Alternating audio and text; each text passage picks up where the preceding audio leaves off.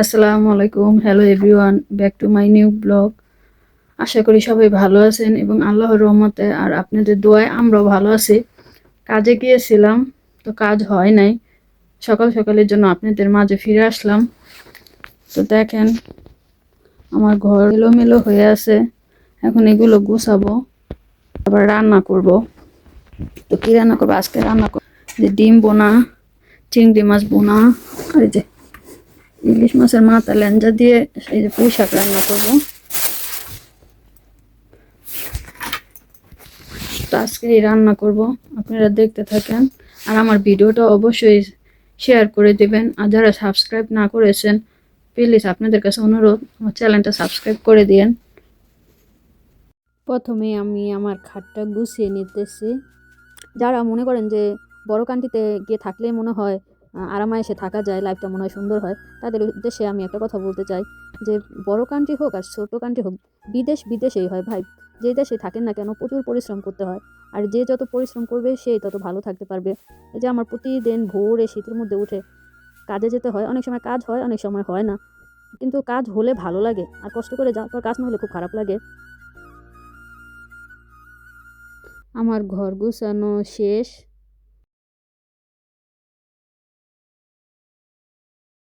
এখন রান্না করব। আমি রান্না করছি সাদা খিচুড়ি।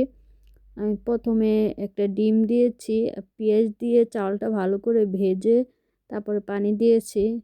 এখন দিয়ে দিলাম একটু রসুন বাটা, দিয়ে দিলাম তেজপাতা, গরম মশলা, একটু আদা বাটাও দিয়ে দিলাম। তো সব কিছু সামান্য পরিমাণ মতো দিয়ে দিছি। আর পরে দিয়ে দিলাম গরম পানি। এটা কিন্তু আমি গরম পানি ওই চুলায় ফুটিয়ে তারপরে দিয়েছি। তো দেখেন আমার ভাতটা যখন সামান্য ফুটে উঠেছে তখন আমি ডালগুলো দিয়ে দিলাম। খিচুড়ি খাওয়ার সময় ডাল যদি মুখে লাগে তাহলে আমার কাছে খুবই ভালো লাগে, এজন্য আমি ডালটা পরে অ্যাড করতেছি। ভাতটা যখন সামান্য সিদ্ধ হয়ে এসেছে তখন আমি ডালটা দিয়ে দিচ্ছি। আর আপনারা অবশ্যই ডালটা ভিজিয়ে রাখবেন কিছুক্ষণ যদি এইভাবে রান্না করেন।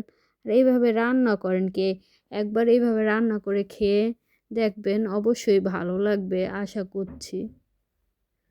তো আমার ডালটা কম হয়ে গেছে, এজন্য আমি আরও কিছু ডাল দিব। তো আরেকটু মনে হয় লাগবে।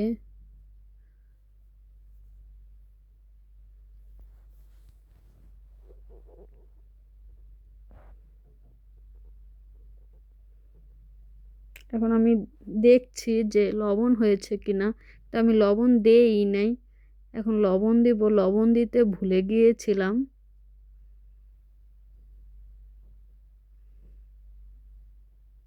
লবণের চামচ খুঁজে পাচ্ছিলাম না, তো লবণ দিয়ে দিলাম।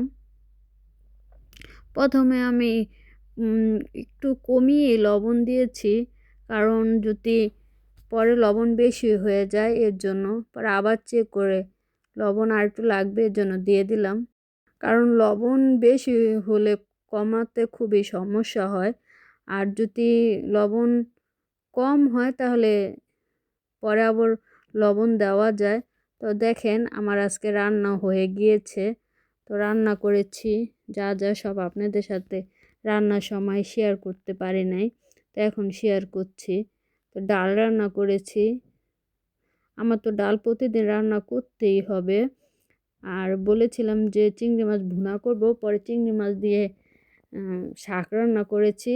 আর শাকের ডাঁটা আর আলু বটবটি দিয়ে মাছের মাথা ল্যাঞ্জা এগুলো দিয়ে রান্না করেছি।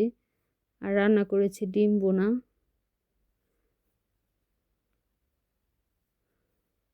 আর এই তো রান্না করেছি সাদা খিচুড়ি।